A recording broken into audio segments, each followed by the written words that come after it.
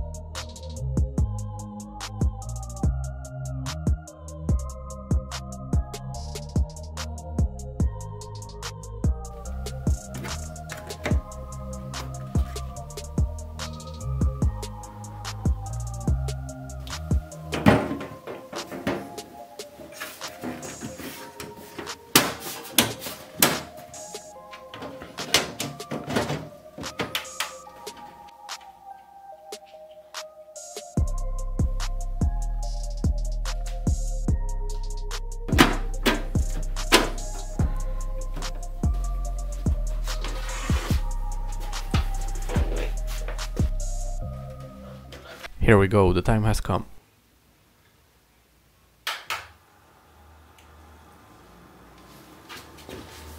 All good so far, no exploding parts, no leaks.